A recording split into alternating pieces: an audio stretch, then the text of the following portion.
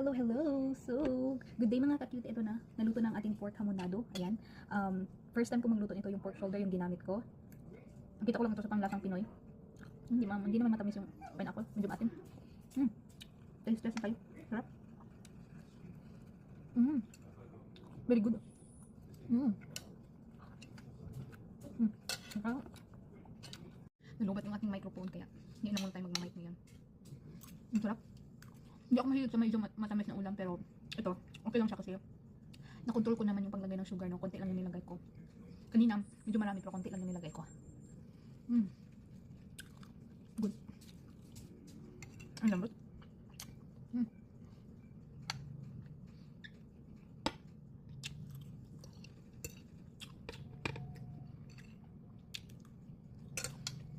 Masarap nito yung ito, balat.